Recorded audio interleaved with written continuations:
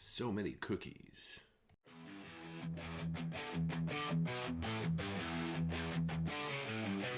Locked in the bunker, shadows shake. One man clapping secrets awake. Board games living, dice they break. Echoes pounding, hearts they quake. In the bunker, board games rolling. One man clapping, stories growing. Hard rock thunder, speakers blowing. Clapping loud, the unknown sound. Welcome to the sound of one man clapping. I am the one man coming to you direct from the bunker. It's Sunday morning. I am armed with coffee and life is good. It's been an amazing week, not for any particular reason other than I am still alive and I get to play board games. Last week, look, I'm not going to hit you with an apology, but I will say it was the extra sweary episode. I was going through some stuff. So thank you for going through it with me, guys. I feel much better this week. Listen, life is good. A little traveling for work last week and this week, 2 days away. Not too demanding. It means I get 2 days of room service and hanging out with new peeps at work. And it's the return last week of Thursday night games. For now, watch this space. Thursday night games of Super Trooper, which is a midweek board gaming night, which is always good for the soul. And I took a little bit of my own advice this week. On with the show.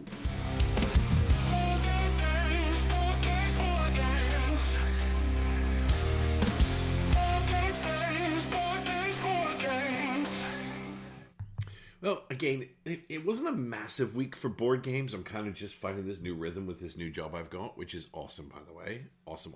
I keep waiting for the other shoe to drop. I actually said to one of the people I work with, oh, there's the birds. You can hear the birds shitting themselves outside. That's a lovely way to start the day. It is early Sunday morning. I'm on my first coffee. I just got my first coffee. First loaf of bread is in for Sunday. Anyway, I said to one of my colleagues at work, I said, you know, like, there's this thing that I'd really like to do, but I'm not sure if management's going to go for it. And she turned to me and said, James, you work for a company where the management just goes for it. If you want to do something, they're going to say yes. That's what they do. They say yes and they support you. I'm like, Jesus Christ, this is like the antichrist of everywhere I've ever worked. Not that I've worked for bad companies, right? Don't get me wrong. Like the last couple of companies I worked for were freaking amazing in so many ways. And, you know, so much support, but like, money is always so tight. It's like, I'd like to do this. Like, no, you cannot. You have to go find money in the couch before you can do that. Like in this company, it's not that they're frivolous with money, but it's a completely different model where it's like, well, I'd like to do this, and this is how it's going to benefit our customers. And the company goes, yeah, that makes sense. Off you go do it. So it is so refreshing. It is so refreshing, and I'm loving it. So anyway, trying to find a new balance with that. And get my head around, being on the other side of the fence with all the corporate people where it's now like, well, now, no, you can work from home. Like my role has been, it still is hospitality based, but now it's like, well, you can work from home. We're like, well, okay.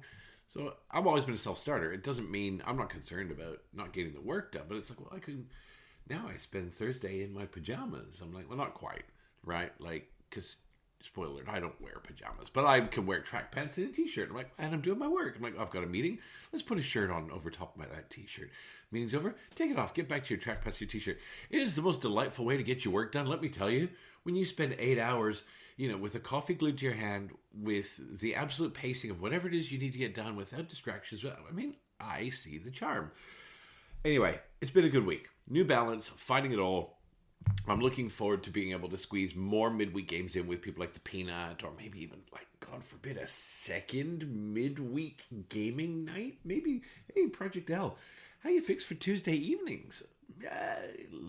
Just let me know, because I got the time now, which is so good. Sorry, I got to caffeinate, or I'm going to make no sense. I'm going to go down these rabbit holes, and it's going to take a long time to come back. So I had a good week of gaming. That's what it comes around to. But it wasn't a lot of games. So I'm hoping it's going to be even more this week, which is great. So last Sunday, after I recorded, the Peanut came into the bunker. She's like, hey, Dad, can we play a game? I'm like, you bet we can. I got stuff to do, but whatevs. So we played another game of Vantage. Just her and I. Just the two of us.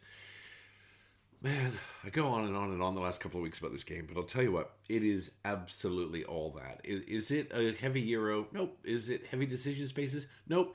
Is it one of the most delightful things to sit down with people you like and have a little bit of a and explore and do some stuff? Yes, it is. This game ended in a win. We managed to unlock a Destiny card, which basically put a timer on, and every turn you had the option to add to that timer. And once the timer was up, a ship came to rescue you, which is great because it's not like, well, your game's over in 6 turns, guys. You have a choice. It's like, well, I can see the Peanut's not feeling very well.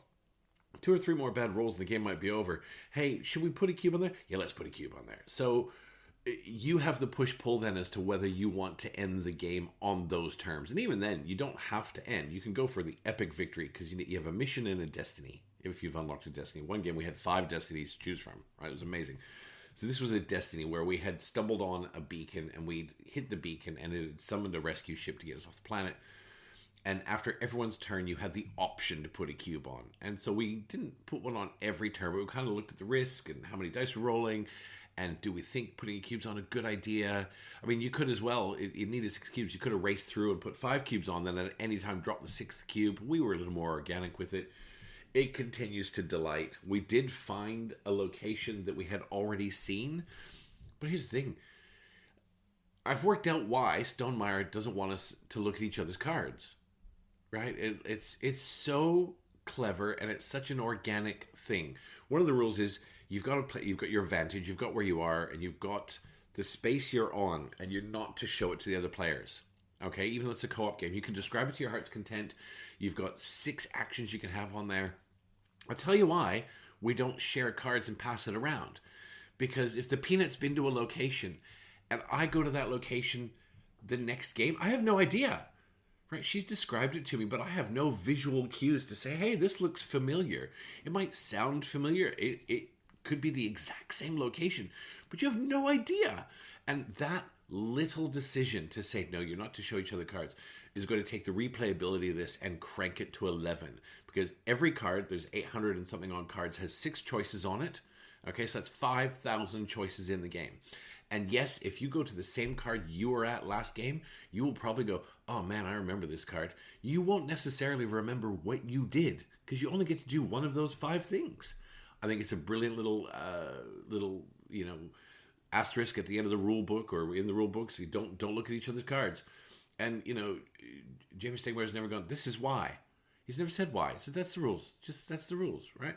I get it. I get why, and I think it's very clever. So we had a fantastic game. This one was a little bit shorter. It was about, I don't want to say 75 minutes. It's 5 minutes to get on the table. It's like 7 minutes to pack it away.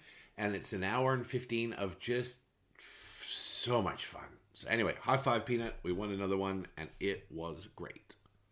So Thursday night gaming, fast forward a bit because I was away for work a couple of days. And by the time you're away, Monday, Tuesday for work, and you get home late Tuesday night, and you remind your wife what you look like, and then you get through Wednesday. It's like, oh, Wednesday is my first day back in the house. Thursday's kind of the first day. I don't have to travel for work again, I don't think, for 3 or 4 weeks. This has a little bit of travel attached to it, which is quite nice because it's only 1 or 2 nights at a time, not 5 and 6, which is woefully painful. Largely because I like my family. But Super Trooper and I played Shackleton Base. Now, Shackleton Base is a game that was on my radar for weeks and weeks and weeks and weeks and weeks. And at PlayCon, Dean from Advent Games, shout out to Dean from Advent Games, he always comes to these things and his pricing is always laser sharp and he's a gentleman and he knows everything about everything as to when things come in. He's always happy for a chat and he knows his customers on site. I rock up and he goes, James, how you been? Blah, blah, blah, blah, blah, blah, blah. We have a good chat. I asked him a few things last at PlayCon about sort of incoming pre-orders that I've got with him, and he's honest. He shrugs and goes, James, I got no idea. I know it's coming sometime. One is Phoenix New Horizons, another mid-heavy Euro that I've been gagging to play because it was an SM release last year. You're watching the calendar, Essen's in October. Last year it was released in October, and it is going into September in like 5 days, and we still don't have it. First world problems. On a side note, what are they? Loco Perro? Crazy Dog? Perro Loco? Perro Loco or Loco Perro? That's the distribution and publisher for Phoenix New Horizons. Has a new game coming out called Orloi, which is based on the classical historical astronomical clock. I think it's in Prague. I could have the city wrong. It's early. I'm on my first coffee. It looks so good. It's got this really interesting mechanic. So watch that space as well. We'll probably get that in 2029. Anyway, have a chat. I've had a chat with him, and he goes, look, I have no idea when Phoenix New Horizons coming. It's coming. I know it's coming. I'm on the list. But so anyway, you want to pre-order stuff? Dean at Advent Games, you could do a lot worse than Dean at Advent Games. Let me tell you, he takes care of us. So anyway, all of this was full circle because we were at PlayCon. See, this is the problem when I've only had half a coffee. Is my brain. I don't actually have ADHD, but it seems like it some days goes off on these tangents. And so I was at PlayCon, and Dean was there with his table, and day one I rocked up, and there was Shackleton Base at a very good price. Now, Shackleton Base, I'm going to be perfectly honest. Like, I love the sound of the game. I love the gameplay. The look of the board, you know, it's never really done it for me. It does have that little bit of like a cube pushing rail game look. It does look a little bit like Spreadsheet the game. Spoiler, it is not. So that's the only reason I didn't already own it. Because I'm like, oh, is it? Like, I'm a visual cat. I love stuff on the table that is just engaging visually, engaging tactily. Shackleton Base is not that. Excuse me, caffeine. I'm going to have to pause in a minute and go swap the bread over in the oven. 2 minutes and 23 seconds according to my watch. Shackleton Base is not Spreadsheet the board game. It doesn't look spectacular. But what I will say is, having now played it once, is the board is absolutely spectacularly easy to interpret. The iconography is excellent. And once you get in the flow of how to take a turn, it is a piece of cake to play. The whole manual, I mean, this game plays like a Voidfall level Euro. I'm not talking about with quite so many interconnecting pieces and whatnot, but it's that level of decision space. You have got a wide array of decisions to make in this board, whether you're going to go down to the crater and do something in the crater, whether you're going to go down into I can't remember what it's called, like the projects board, and do these contracts projects, whether you're going to swap or collect people from the shuttle bay, which are waiting astronauts. And it's very sandboxy. Like, there's no nudge on what you should be doing when you start Shackleton Base. It's like, well, this is your first 3 moves, no matter what you're doing. It's not. It's like, hey, what do you want to do? You want to go big and open up by building immediately? You want to spend a couple of turns gathering resources? The really interesting thing about Shackleton Base is the way you get resources is by going to the crater. But early in the game, there aren't many resources to get because the resources are only available once people start building. So the impetus and drive to build out on that board is universal, right? Whether you're trying to help someone else or help yourself, it doesn't matter. The drive is there. Similarly, the drive to build these solar panels, which everyone has access to. And you're like, well, why would I build a solar panel if I can't immediately grab it? Because you need to. If you don't build one, if you don't build a solar panel, then you're also not going up the reputation track, which is another track. There's only one track in the game, I think. And it's a reputation track. Well, if you build solar panels, everyone goes, oh man, he's a great guy. He's building solar panels. The reputation track has really good things attached to it, like extra actions you have access to. It's fantastic. So the drive to do things that benefit other players is embedded deeply in everything in Shackleton Base, because they also benefit you, and that you don't have a choice, really. You do not have a choice, which thematically is really quite fantastic, because if there were a number of us going to Shackleton Base, it's kind of very loose how you might theme that. There's a number of corporations. There's 3 corporations involved.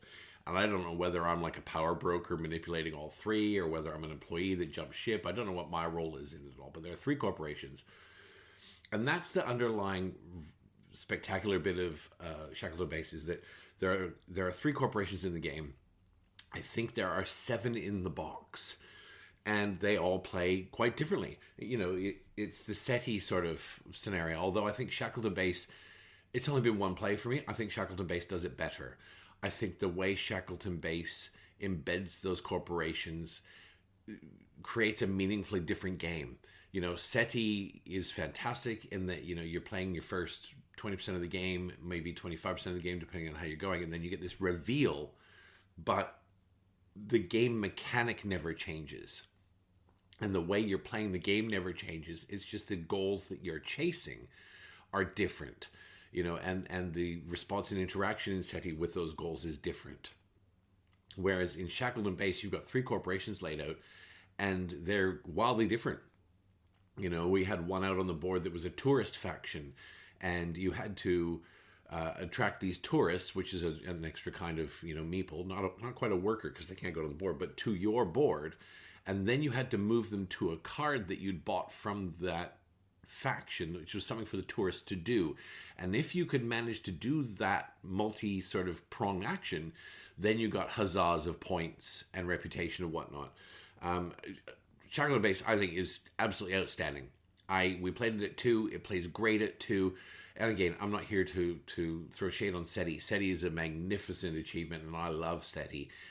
Despite all the bullshit that CGE is going through, I'm not going to paint the designers with the nonsense of the company, and so I was chatting with the guys at So Very Wrong the other day about CGE, and what was going on, and I said, am I going to throw SETI in the bin? No.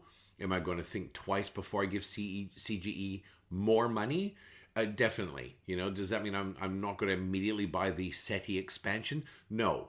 Absolutely not. I will absolutely buy the SETI expansion because I think it's going to make it a better game. And again, I work very hard not to paint the artist with the developer or the publisher's bad decisions. I'm not going to go down the rabbit hole on that. But I was talking to Mark Bigney, and I just said, look, I'm not going to throw the game away, but I'll certainly be thinking twice before I go and give them more money, for something new. SETI's fantastic. All of that's to circle back and say that I think Shackleton Base does it better. Shackleton Base specifically plays better at 2 was the message I was trying to get at. And I've got a second coffee, so I should be starting to make more sense in about 15 minutes, so bear with me. So SETI is great at 3 and 4. It's fine at 2. I probably wouldn't play it at 2 again until the expansion comes out. Shackleton Base at 2 is fantastic. I think it's going to be magnificent at 3. I think it'll be a little bit sluggish at 4, possibly. But that said, the board state is something that can change so dramatically from one turn to the next. And so I think the engagement on, what are they going to do? Because they will either they'll fuck me or they'll fuck me in a good way or a bad way, right? Before my turn comes around. And can't recommend it enough. Can't wait to play it again. That was Shackleton Base. Shackleton Base by Fabio Lopiano, Nestor Mangione, and art by David Sitbon, and published by Désolé, nous sommes français, which means sorry, we are French. Thank you. After that we played Grand Austria Hotel. I am going to put you on pause and go, when was Grand Austria Hotel? Grand Austria Hotel is a 2015 game. It's Super Troopers probably owned since 2015 from the looks of the box. That's not to say the box looks worn. It just looks like the OG box. Not that it's had a reprint. So it's probably the same box you buy now. What I'm trying to say is it looks like a 2015 Euro. And he brought that over to the bunker, I want to say last year for Board Game Day. And I watched a video on how to play. And we never got to the table. And I remember on the video on that day going, why does Super Trooper really want to play this? This is like Agricola era stuff. Nothing wrong with Agricola. I haven't played it. I can't bring myself to play it because it just, I'm sure it's a great game. But oh man, it's just got that boring of the boring look about it. Look, Agricola fans out there, I am sorry. I am prejudging. Project L loaned me her copy of Agricola because I was debating whether or not to buy the Agricola, all the Uber stuff from Awakened Realms. And I had it on the table. I read the rules. The fox was like, yeah, I'll learn to play. Let's go farming. And we 2 nights, I was like, yeah, let's do it. I'm like, no, I couldn't do it. And Grand Austria Hotel has that same sort of era look and feel. Now, don't get me wrong. There are some games from that era which are just absolutely, they're king shit, right? Castles of Burgundy. It's a game from that era that will be evergreen in my life for the rest of my life. Castles of Burgundy is one of those games that you can play. I will play Castles of Burgundy any time of the week. There are games from that era which are fantastic. I am the child of the new. I love new art. I love Wonderland's War. I love Wonderland's War, right? It looks like a cartoon puked on your table. And I love it. I love everything about it, right? So Grand Austria Hotel, he brought it out, and he was like, "Oh, I brought Grand Austria." I'm like, "Oh, cool." I didn't really, I don't. There's only one game I've ever played where I wasn't able to hide my feelings. Sorry, Buttercup. Anyway, spoiler alert: Grand Austria Hotel is fantastic. Okay, it took like, I don't know, 4.5, 5 minutes to do the teach. It took longer to set the game up with all the tiles and the cards and the bits and pieces. And because really you're drafting 2 dice, you're taking 2 actions, and in that way it's a lot like Castles of Burgundy. When I say a lot like, in that you're drafting 2 dice and those dice will tell you what you can do. But rather than rolling 2 dice and dealing with it, there's a pool of dice that are rolled, and they're assembled out on the board. And you get to draft from them, and then the more dice there are in these individual pools, the stronger the actions are, which makes them more attractive. However, the action you want might only have 1 die in it. You're like, I really want that action. So you actually basically fuck yourself by taking that action, which only has 1 die. So if there's 1 die, it might give you... I'm not going to go into them all. There are 5 spaces, right? But the more dice, the more powerful the action is. And so you might this turn go, well... The action I want only has 1 die. This action has 4 dice in it. I am absolutely deranged to not take that action. But then it delays what you actually want to do by another turn. Really delightful decision space. You've got a board, it's a hotel, and as you're going along, you're opening rooms up, and then you're inviting guests to your cafe, and then you're convincing them to check into your rooms. There's a little set collection. Set collection is the wrong word. Recipe fulfillment's better. Each guest has a little recipe of cubes. You know, the 4 different cubes from 1988, the brown, the yellow, the black, the white, and they all have a little recipe on them. That's ostensibly what they want to eat. I think one is Danish, one is coffee, one is chocolate. Who cares, right? One is red wine. I don't know. Doesn't matter. It's great. The whole puzzle is fantastic. The game for 2, I want to say we played it in about 40 minutes because there are 7 rounds. 7 rounds. I think it's 7 rounds, and you're drafting 2 dice each turn. So you're basically getting 14 turns, and a turn is real quick, right? So, look, I think we mutually decided by round 5 that we had both painted ourselves into a corner. We were pissing ourselves laughing. We're like, I really fucked myself. And Super was like, yep, I too have fucked myself. And so we were pissing ourselves laughing. It was fantastic. I will play Grand Austria Hotel anytime. It's up there with, what's the one we played at PlayCon that I now love? 5 Tribes. 5 Tribes is that same era of 2015. It's an older game. You bring it out. I think Grand Austria Hotel is one of those that I would like to play it 5 times in 5 months now, right? To just go, yeah, right? 5 Tribes was great. Also, Grand Austria Hotel was great, which is the game I'm actually talking about. Grand Austria Hotel was fantastic. Super Trooper has a number of modules that will slap on the side and try new things. That's by Virginio Gigli. It's, of course, Simone Luciani, who has made 10 million games, and art by Clemens Franz. The art is that Agricola-era art, right? But the game is awesome. Published by Lookout Games. And thoroughly enjoyed Grand Austria Hotel. It was one of those, like, Rococo that surprised me. And I can see why it does as well as it does. And so that was getting a little bit late in the evening, so we played a little game of Compile. Compile, I love. Super Trooper loves Compile. This one, just because of the way we drafted, and we are by no means master drafters in Compile. You've got the 13 different flavors of card. What are they called? I don't know. You got 13 different decks of cards, 6 cards each. You draft 3, and that gives you an 18-card deck. Much like Air, Land, and Sea. Compile is way better than Air, Land, and Sea. No disrespect to Air, Land, and Sea. Air, Land, and Sea is a classic and fantastic, but there's no reason to own Air, Land, and Sea if you own Compile. And the way we drafted, because we kind of just draft on gut feel. I think I was Metal, Death, Plague, and he was like Spirit, Life, and Love. I can't remember. But both decks played really well against each other. And it was like a knife fight in a phone booth. It's like, just as soon as one of us thinks we're about to get a lane sword, it's like, yeah, fuck you. And it was so much fun. I want to say that Compile game was probably 35 minutes. Maybe that game of Compile probably lasted almost as long as our game of Grand Austria Hotel. And it was no less amazing because it was tense and it was back and forth and no bad feelings, right? We're playing Compile, right? It's like, well, you can't compile that motherfucker because I played this card. And it's great. Actually, if you want to see Compile 2, Shut Up and Sit Down are doing their, I don't know what are they calling it?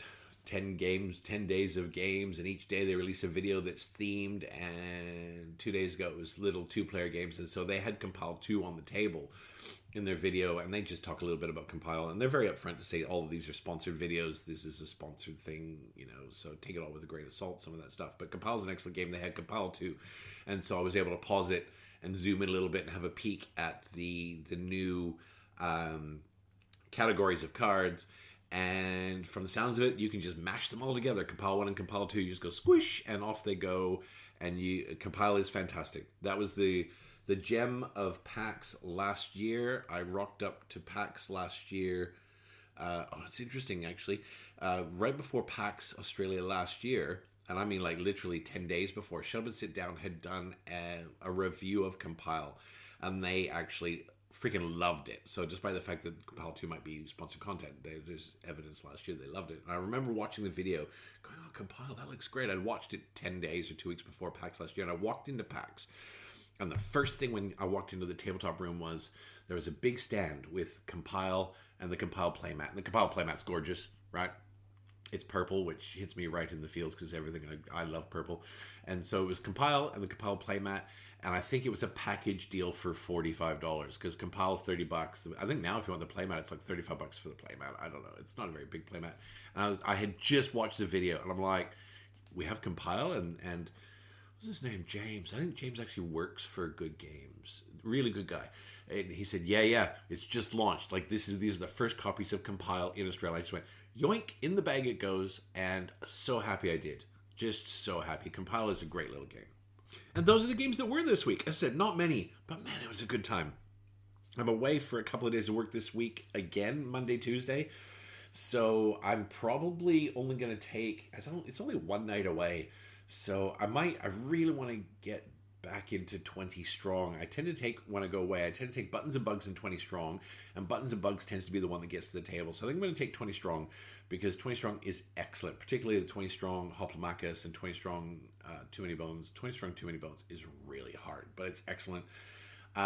Because hopefully soon Tanglewoods is coming, and so I'll probably take 20 Strong, see if I can get some games of 20 Strong in tomorrow night when I'm in regional New South Wales, and I'm back on Wednesday, and then Thursday night gaming again this week is back on, and it looks like this Saturday, fingers crossed, Super True and I are going to get a day night of Aeon Trespass. So watch this space. So this week on Incoming, 4 exclamation marks, I don't have anything coming board game wise. Like, it's wild. I think we're suffering the pressure. We're under the thumb of the tariff squeeze at this point because so many companies just went into contraction, went, well, put this shit in the warehouse. We're just going to put it away now, work out what's going on. So I've got a lot of stuff that should have, not a lot, I've got a couple of things that should have probably shipped by now, but haven't. Teenage Mutant Ninja Turtles Unmatched, I think, was supposed to be out. I think they had production delays, which is fine. That's Restoration Games. There's no risk there. The All Play trio that I backed was supposed to deliver this month. That's Twinkle Twinkle, Waddle, and Merchants of Andromeda. So it should be here soonish. But everything else has been kicked back, a number of months. Coming before the end of the year, allegedly, so it's exciting times. Excuse me. Earthborn Rangers is due before the end of the year. I'll tell you what I did. I did back something late pledge. It hit my radar a couple weeks ago, and I forgot to mention it. There's a game called Hercules and the 12 Labors, which is this little indie project. I say indie because it's genuinely independent. It's a dude who just is making this game, and it's a solo board game. I know it's not 12 Sins of Heracles. I'm sorry, Super Trooper. 12 Sins of Heracles. We every time we play Aeon Trespass, we go home and we look at the late pledge for 12 Sins of Heracles and go, I don't have enough internal organs to donate to buy 12 Sins of Heracles. Anyway, Hercules and the 12 Labors. The art is spectacular. The gameplay looks really interesting. It's a little solo game, small box solo game. It'll be another one that I can take away traveling with me. I backed that late pledge a couple weeks ago, and I think it was $30. It was $30, and there's some shipping on top of that. That's US, but I'll tell you what, it was a lot of people's favorite at Gen Con, and I backed it before I saw it at Gen Con because it hit my radar somehow, and I just forgot about it. And I got an update the other day saying, yeah, we're all good, we're still on track, and it's coming. So Hercules and 12 Labors is coming. The Cloud Spire extras are meant to be here before the end of the year with the big box, you know, the troll chest that sits in the Kallax. Fingers crossed on that. And with that will also be a new 20-strong deck, a Cloud Spire 20-strong deck, which is really exciting because that looks fantastic. Tricarion, the extra stuff should be here, which means before the end of the year, I'm going to make all my friends sit down and play Tricarion. I will lock the door, and I won't feed them until the halfway point. You know, I'll just go that route. Yeah. And Nippon Zaibatsu is supposed to be here before the end of the year. And I don't see it happening, but Avalon the Riven Vale is supposed to deliver before the end of the year. I don't see it because it's now currently September next week. And if it's not on the water in the next sort of 3 or 4 weeks, it's not going to be here. But whatever, it'll come. And then you've got Scales of Fate, Pillars of Fate by IV Studios, which is allegedly meant to be here. But look, I'm not going to stress out if it isn't. It's very exciting. And lastly, after last week's rant and rave about life being too short, I took my own advice. I managed to track down, I won't say a cheap copy of, but I managed to track down probably the cheapest one that I will ever find in my living days, not board game related, but bunker related, of the Tim Burton 1989 Lego set for the Batmobile. Yes, I'm a man-child. It's okay. I'm happy to sit here and say, yes, I'm a man-child. So that will complete the Batmobile set. I've got the Tumbler from Christopher Nolan. I've got the Batmobile from the Robert Pattinson version. I've got the 1968 OG. I've got the Batman Forever one, and now I have the 1989 coming, and that is so exciting to me because look, I'm a man child. I can spend my money whatever I want, and I sold a kidney. It's okay. I know I talk a lot about it, but I finally did. I got into an ice bath with one of my knives, and I carved one out, and I packed it on ice and salt, and I mailed it to Thailand. I'm not saying Thailand is the center of organ sales. It's not. I love Thai culture and Thai people. I've been to the Palace of Thailand. It's stunning and beautiful. So don't read into that. That's just the launching place where the dark web ships organs onto other places in the world. And that allowed me to now buy this toy, man baby toy, which, you know what? Does it give me joy? I'm going to hold it in a hand and Marie Kondo that shit? You bet it does. Because next year, spoiler alert, we might be moving house, and I will be getting a bigger, badder, sexier bunker, and I'm going to have more shelf space for this stuff, which is I'm just going to... And even the Fox, she's like, I'm so excited for your new bunker. I'm like, what? She's like, yeah, it's going to be so great. I'm like, you can't go in there unless you're playing games. She's like, yeah, I know. It's your space. I'm so excited. This is going to be so awesome. I can't wait to see what you do with it. I'm like, man, like, I just... #dream girl. Yeah. So that was me. I took my own advice. It wasn't a cookie, but I decided I wasn't going to sit on it and stare at it and watch it get more and more expensive over the years and look back and go, I really wish, I bought that piece of stupid plastic because it fucking makes me happy. So I did. It's coming. I'll send photos. I'll post photos when it's done. I'm still working on the OG Burt Ward, Adam West Batmobile, which is glorious. Oh my God, whoever designed this kit, amazing work. And that's the end of incoming.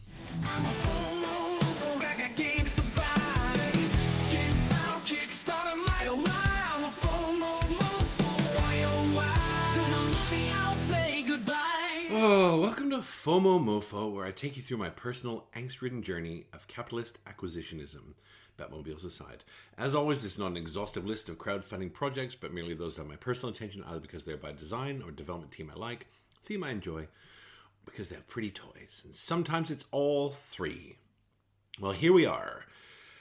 Oh, God. Last week there were like 3 big campaigns that launched, and 3 big steaming piles of what the. Look, yeah, this is just my thoughts, guys. you're here for my thoughts, because either you like them, they align, or they entertain you, or you disagree and you want to sit and scream and throw stuff at your headphones. That's fine. It's fine. So I'll get the easy one out of the way. I was looking at Ascension 15th anniversary. Looks great. Deck builder. Wonderful. We'll never get to the table, right? We'll never get to the table. Not when we've got Super Trooper has nearly every card ever published by Dominion. Look, it looks fantastic. And the other thing I looked at, because I did sell a kidney, so I had a little bit of spare cash, was it Star Trek Ascension? Whatever it was, the big whiz-bang Star Trek one that's in late pledge. I'm like, because I do love Star Trek. And it's topical for me because my buddy Steve, he was a big Star Trek fan. I'm like, oh, yeah, that would be fun. And it plays solo, but like, yeah, also no. Which has had me putting Star Trek Frontiers on the table, hopefully this week, because that's the Star Trek Mage Night. Anyway, I digress. Ascension's not for me. Let's briefly talk about Blood Rage Valhalla, okay? And my favorite quote of the launch of that was somebody called it Blood Rage Valhalla Battle for the Kitchen. It's, I mean, I don't want to go down on this too hard. Forgive me for saying going down too hard on a Sunday morning. That's woefully inappropriate. I'm sorry you had to hear that particular cluster of words. Blood Rage Valhalla, I've looked at it as much as I can manage. The board's an abomination. The minis are so boring. They look like generic STL files you can get for free. And while the gameplay has some small tweaks, like, why wouldn't I just play Blood Rage? Because the minis in Blood Rage are fantastic, and the gameplay is fantastic, and the board is gorgeous. I don't understand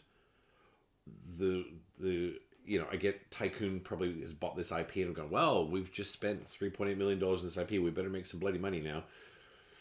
It's not, it looks boring, as in, you've got your God tokens, which look like Chip Theory Light.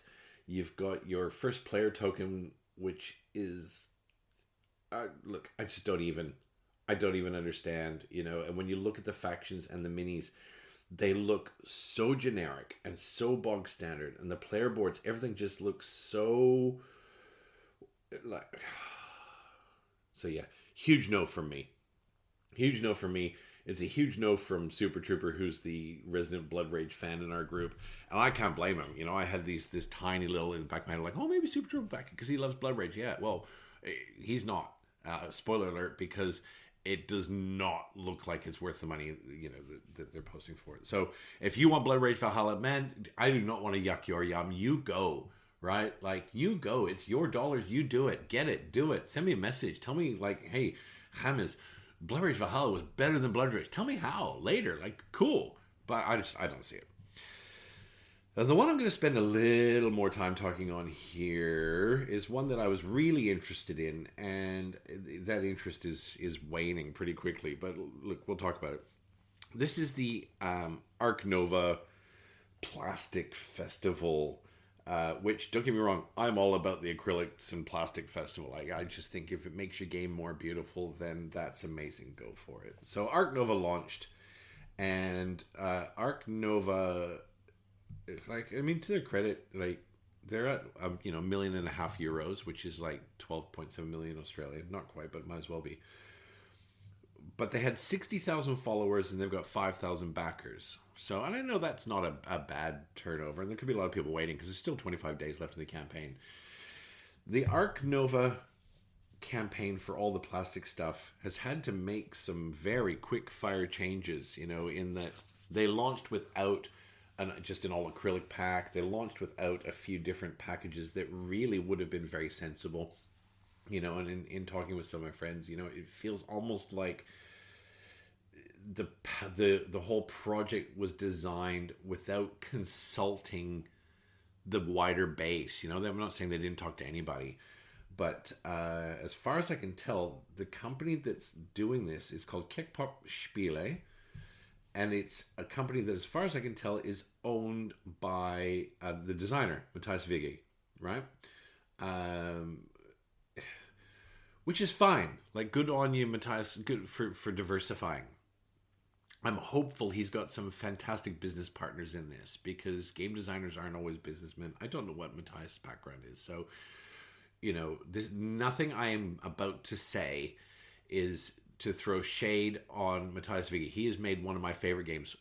Ark Nova is probably my most played game in my collection. I think I'm well over 20 multiplayer plays. I know that's not a lot for some people, but I don't play BGA, and a lot of people play BGA, and they're like, I've got 177 plays of Ark Nova. I'm like, what? Amazing. I think, well, like, that's great. I've tried BGA. I can't get my head around it. Like, I play board games so I can touch stuff and I can talk to people across the table. And for me to have 20 plus plays of anything that's not a campaign game is a very, very high play count for me. So nothing I'm about to say is to throw shade on Matthias Vigge or anyone involved in this project. These are just my opinions, okay? And I am not a dickhead. I'm not a bag of dicks. I have strong opinions and I like to share them, but they're not meant at any point to tear anyone down. So here we go. Ark Nova, all the plastic. There are 4 main pledges, okay? So you've got the Elephant Pledge, which is everything, literally everything, 3D, acrylic tiles. It comes with 2 boxes, and it is almost 300 euros. So to put that in perspective, 300 euros in Australian dollars, because I speak in Australian dollars, $543. Okay. Do I own a $543 board game? Yeah. Yeah, I do. I can see one on the shelf. All my Too Many Bones stuff would add up to way more than that. I've got at least a couple more coming. These are big campaign games. I've got, Lands of Evershade, I spent at least that. Dawn of Madness, I spent that. I would say I've spent more than that on Cloudspire. I've probably spent more than that on Burn Cycle. Elder Scrolls was not that much. I didn't spend that much on Elder Scrolls, but, so... But here's the thing. That included the game. Right? That's $543, not including shipping. And there's no game. Okay, cool. That's the way you want to roll. Like, I am not, like, if Ark Nova is your number one of all time and you play it and you're like, I want all the shit, I want all the pieces. Like, hey man, go, get it. Like, I totally get it. Like, I don't think I could bring myself, and this isn't meant to sound douchey, but I don't think I could bring myself to sit down and play the burgundy colored Castles of Burgundy box. I don't think I could. Like, you're gonna put those cardboard tiles in my hand? Let's go to my house, buddy, and let's play the playable version. Then you've got a whole bunch of other things, To their credit, look, the package that I would have been interested in is now a thing, right? It's now a thing, right? It's called the Turtle Pledge, which is everything in acrylic. So it's all the acrylic bits. No minis, no nothing.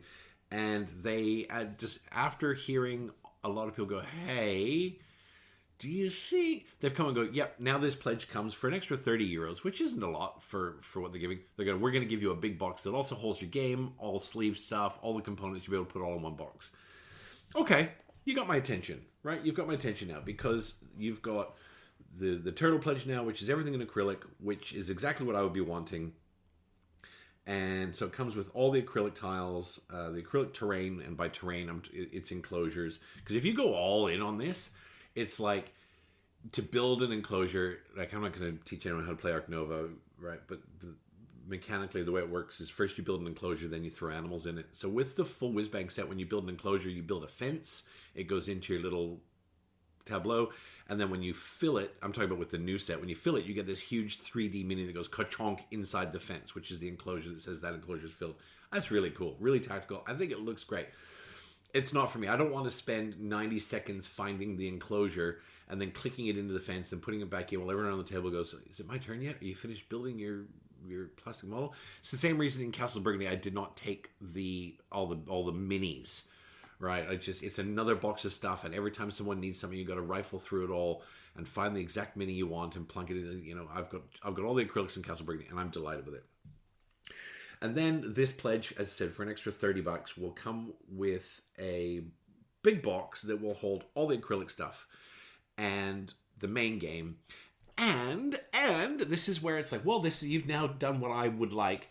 It will hold the new triple layered boards, which the triple layer boards are a thing that I've been talking about since they announced this project 7 months ago. Is something that I would absolutely jump in on. And this is like the Voidfall triple layer boards where your mat slides in, and there's recesses to hold everything.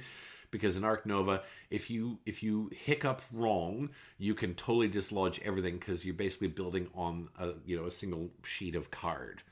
Right? It's like the Underwater Cities, the original release. It was a sheet of card. Getting the expansion for Underwater Cities was a must because it had these triple layer boards. So the box will hold the triple layer boards. That's all wonderful. Well done. Like, that's really amazing. Right? And I think like that probably is something that should have been part of their planning, but whatever. They're agile. They've done it. It's all in. They have a set that I would now buy. Right? It's an acrylic set with the big box, and the box will hold the original game and the triple layer boards. Okay, great. They also, I'm not going to talk about the coins again, right? These black coins where, I zoomed in on one the other day and noticed that on the back there was like a little parrot on one of them. I can't see me going in for the metal coins. I actually think that probably Modifus or one of the other companies has an animal-themed coin set that's going to be much nicer for this. So we'll see.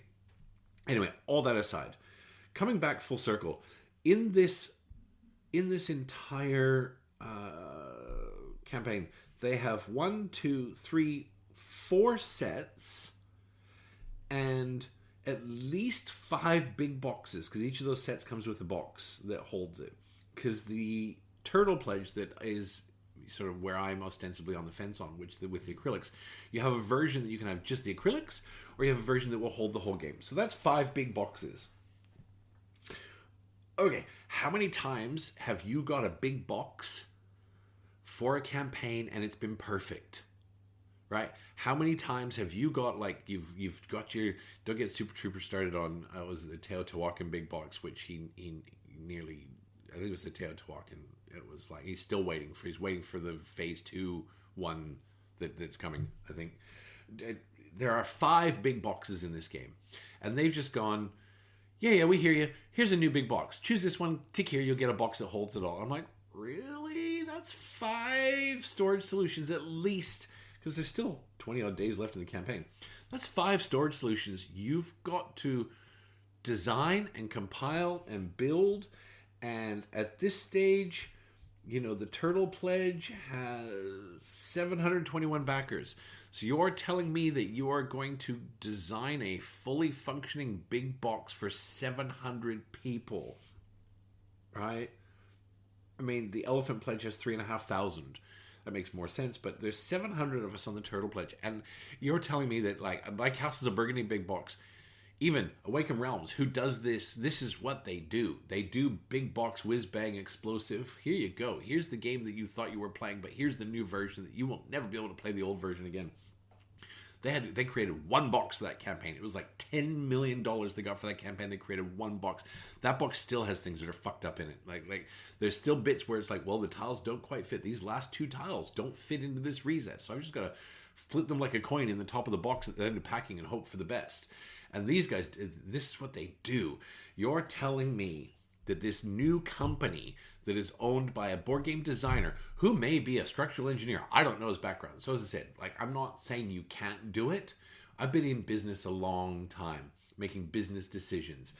I don't believe, and this is not because it's a game designer, this is just, I don't believe that any company is going to get 5 big boxes right. Particularly when one of them is just like, oh yeah, no problems.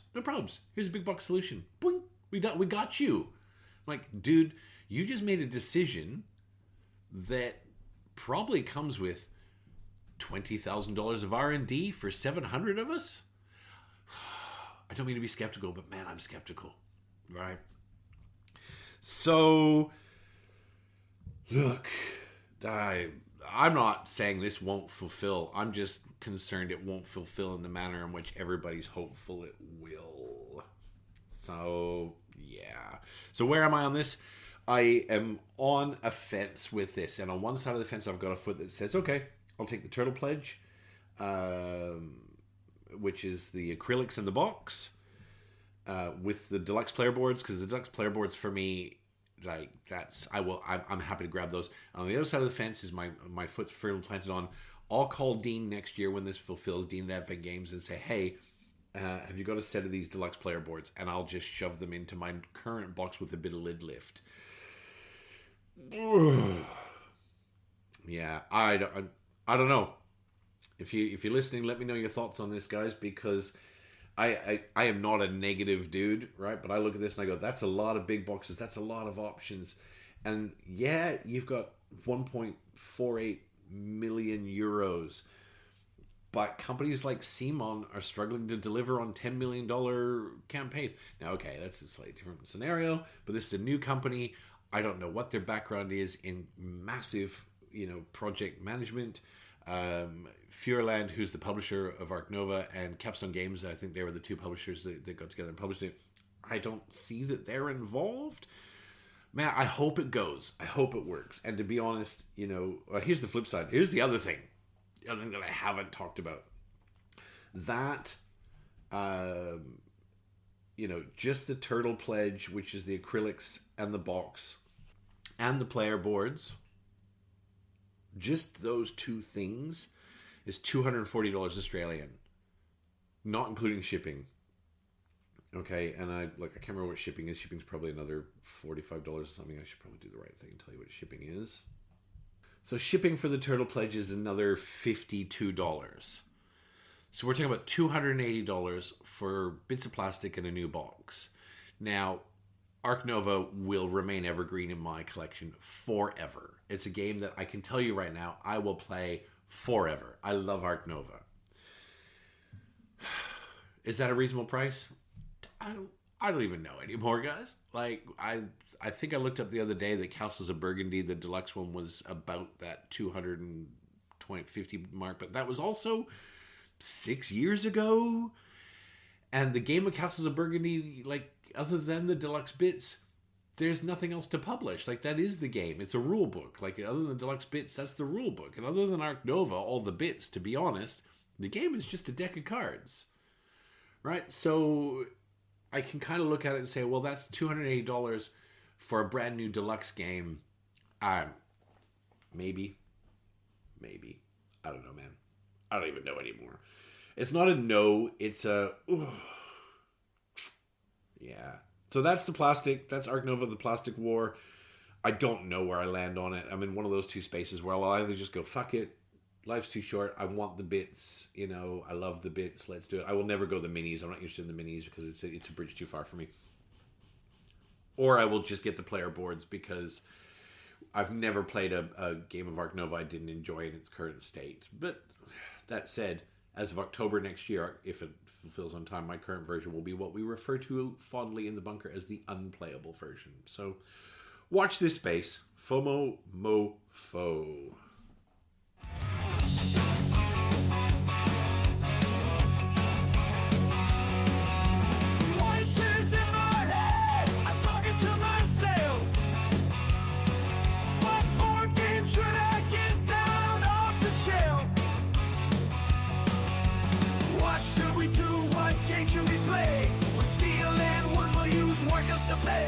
This week on Voices in My Head, I want to touch on the life cycle of a board gamer. Not because life's over, but certainly I can say, looking back on my life as a board gamer, that there's been a fair evolution, which I probably share with a few people. And I've had some interesting conversations with people online, with Super Trooper, and with my beautiful family and Lou, and just having chats this week about what that looks like. And I want to talk about my life cycle.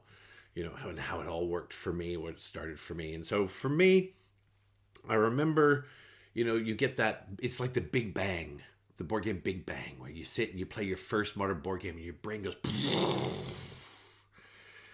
oh my God, really? I've played board games with the family. We've had board games around, and I grew up on board games. My sister and I, we grew up in a place that was minus 45, and there were 3 TV channels, and they were done showing anything you were interested in by 8 a.m. We were trapped inside, and we played a shit ton of board games. 1980 board games. Yeah, you know what they were, right? We played a lot. But when you first fell in, it was like, oh my God. It was the Big Bang. It was like, give me everything.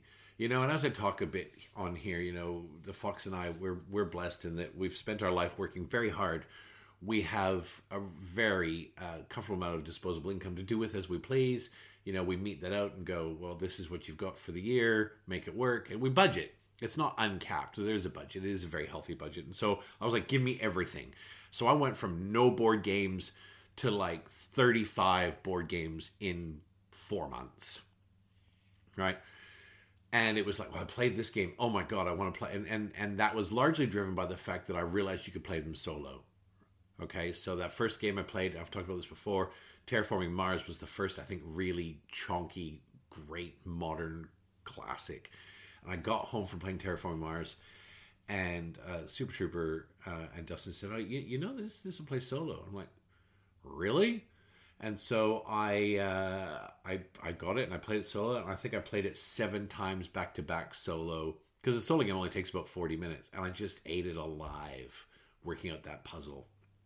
And so it is literally the Big Bang, right? And so then it's okay.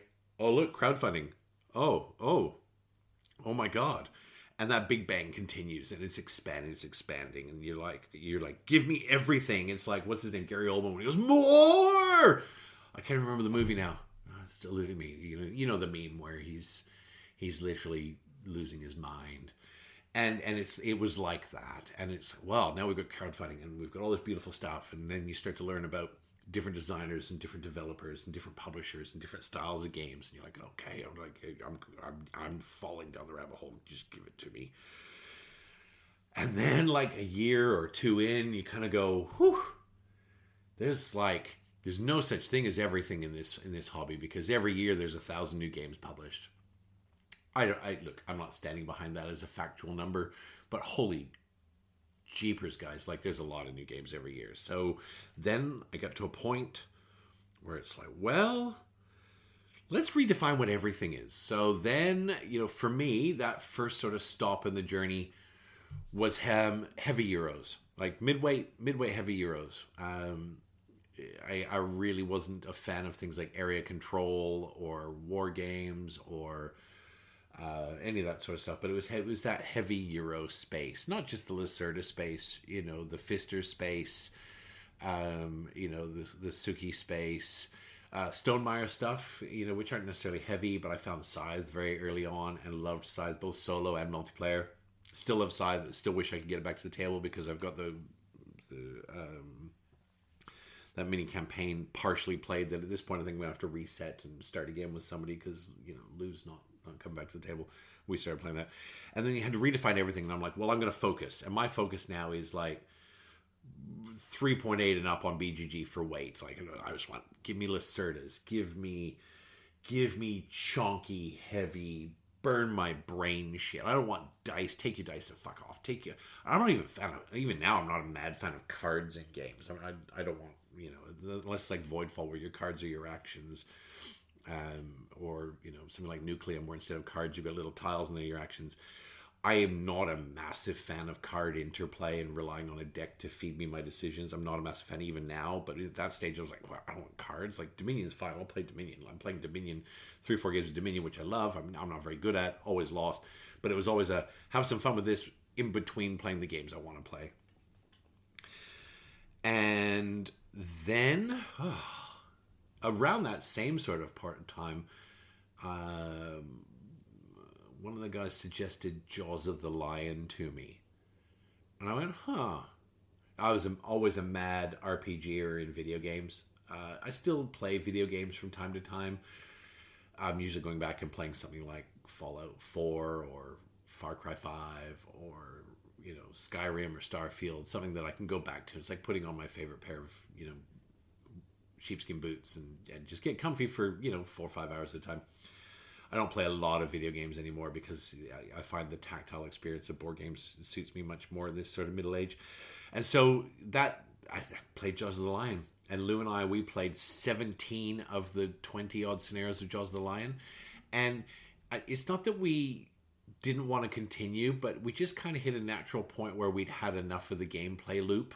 Jaws of the Lion's fantastic. Jaws of the Lion's like Gloomhaven Light. It was excellent. It was just the right size. I ended up selling it for $75 or something, which is a great return on a game that only really cost me $130 or whatever it was.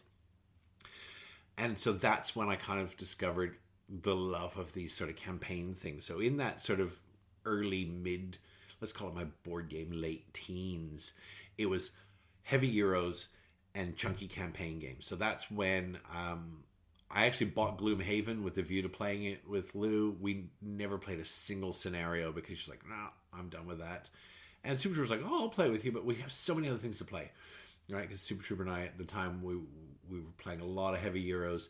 I think Coop was waiting on Frosthaven to deliver. And so I ended up selling Gloomhaven, having not played a single scenario. I think I tried to play the first couple of scenarios multi-handed, and it just doesn't have the same thrill when you're sitting there by yourself. A lot of campaign games do, don't get me wrong. I played ISS Vanguard without coming up for air, right? It was 27 sessions. It stayed on the table. I played it without coming up for air. Tata Grail, I played without coming up for air. That was a little later, when I was a little more discerning.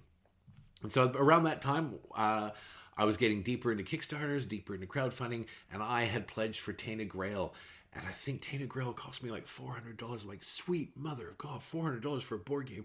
If you ever even thought of spending $400 in a board game, well, okay, spoiler alert, oh my God. Granted, this was a long time ago. It was 4 years ago or whatever. That was the first big game that I actually pledged for, and it was like $400. No regrets whatsoever on that. And let me tell you, it's so not the most expensive game by far that I've since owned. But what an amazing experience. So I was in that mid-ground of give me the heaviest and give me these thematic experience where I sit at the table and everyone can just piss off and leave me alone. I lock the door and I love it. But also, kind of in that era, I guess, as you are in your late teens, I'm calling my late teens board games, you get a little bit of an ego about some games. It's like, well, that's not a game. I'm not playing that. That's not a game. I'm looking at you, Paku Paku. Why would I want it? What? That's not a game. Right? There's all kinds of things. Don't give me dice. Don't put dice in front of me. I have no interest in playing with dice. Right? None. I learned better. I grew up a little bit. I became a little more mature. And so then I get to a point where it's like, I can see the Matrix. And once you get to that point where you've played so many games, and this may or may not resonate with you, feel free to turn it off now and move on. I've played so many games where now what is a game kind of changed for me, because you kind of get to a point where you're playing heavy years with your friends and these deep thematic things, and you look up and you look around the room and you go, oh, where's my family? I've got a wife and 3 daughters. So, enter things like Flock Together. Enter things like Earth, Raccoon Tycoon, Santorini. Those sorts of things that, I've got 3 shelves all over on my Calyx that are just games for the family. Sagrada, Landmarks, Spectacular. So these sort of, I won't call them light games, but they're games that my family will play. The Peanut's getting to an age where she'll play just about anything. She's not big enough, or I guess focused enough to play a heavy Euro, but Vantage holds her attention for 2 hours. Flock Together is a good hour and a half, and she's like, she is so in with Flock. She's like, I'm in. Give me more chickens, Dad. What are we doing next? So she's not far, but that stage of where's my family, and that's where games like, well, maybe Paku Paku is a bit of fun. Now, if you haven't played Paku Paku, Paku Paku is a fucking blast. Paku Paku is a dexterity game. Now, if you told me I'd be owning dexterity games 5 years ago, I'd be like, you can suck it, because that's not a game. I don't want to balance stuff or flick stuff. I'm not interested. Still not a fan of stuff like, say, Pitch Car, right? Which is like just stand around and flick stuff into the curtains and whatever. But Paku Paku is fantastic. Nekojima, another great dexterity game that regularly gets into our rotation. And so then it's like, well, I'm playing with the Peanut, I'm playing with the Fox. here's this game with dice. Now, also, that was about the time Castles of Burgundy fulfilled, which had dice, and Castles of Burgundy is not roll dice, move. It's roll dice and then make a plan. It's like Red Cathedral. I played Red Cathedral fairly early on in all this. I wasn't a massive fan because, well, there's a lot going on in Red Cathedral. It takes you probably a couple plays to get your head around it. And I think that game would actually benefit from an actual game board that absorbs all the cards and bits. Now, I know De Vere's thing is small boxes. Anyway, whatever. I'm derailing myself. Red Cathedral is basically, it's dice, but it's not dice as dice.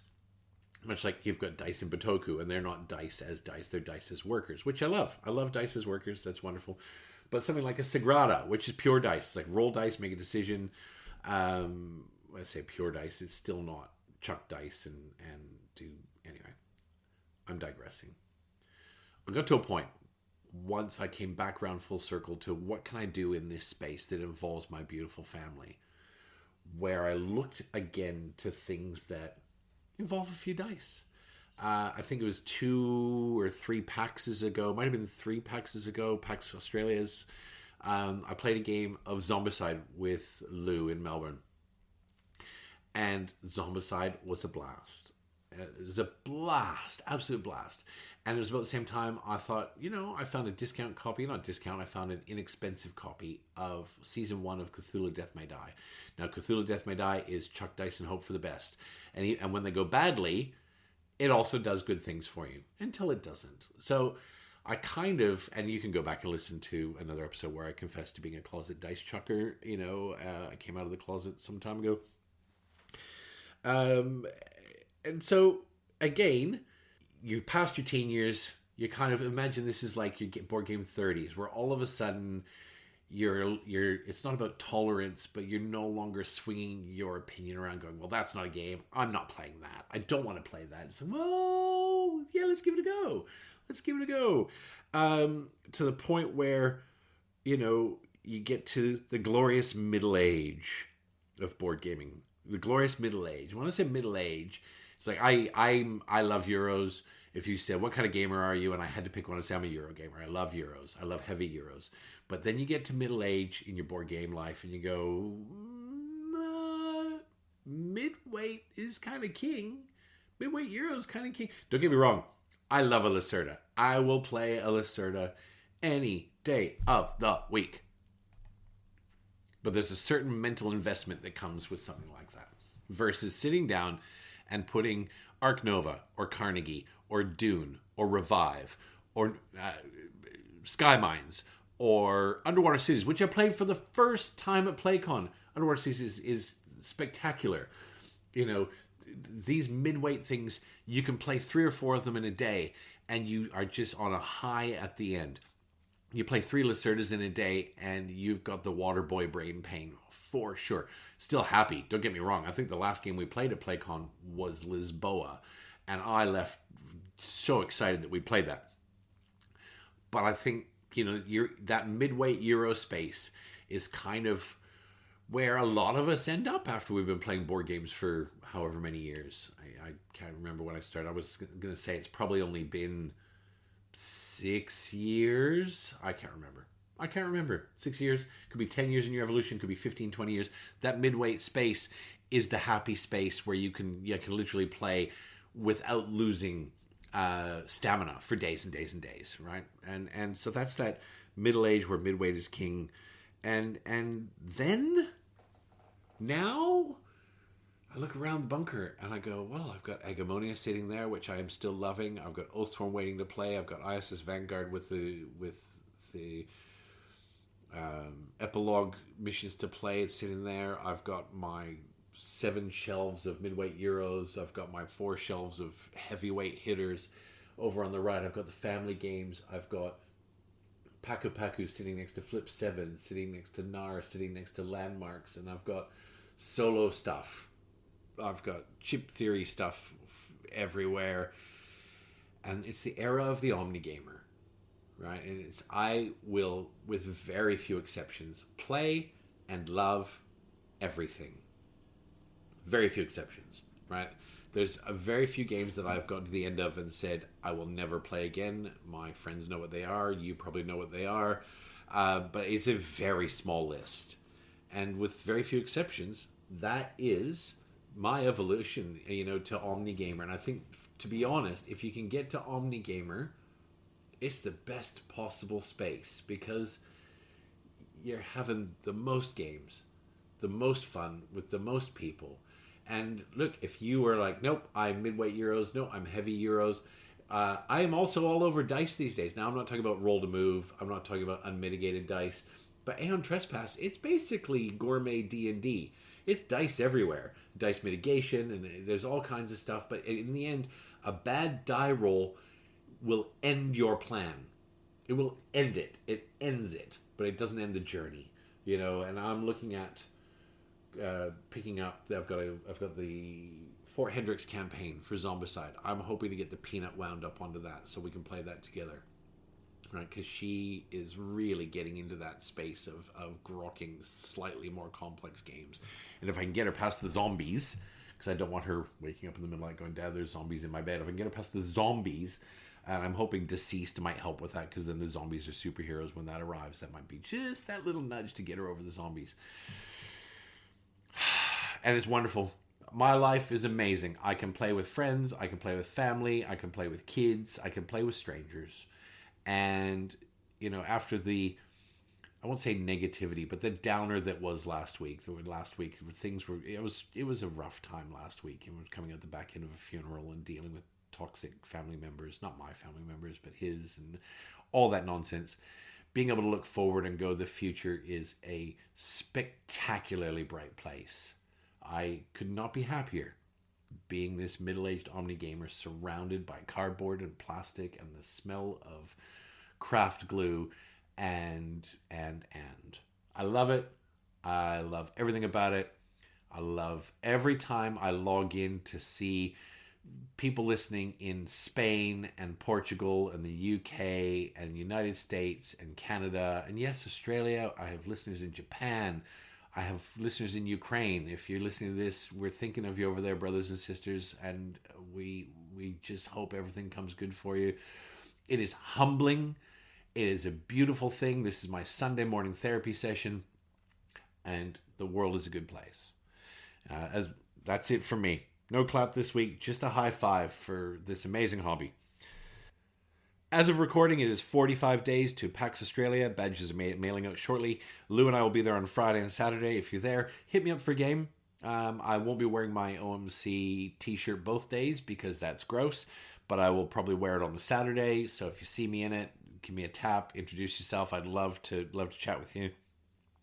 You can reach me on all the socials. Find me on Facebook by searching One Man Clapping. You can email me if you like. You can send me a direct message through Facebook or Instagram.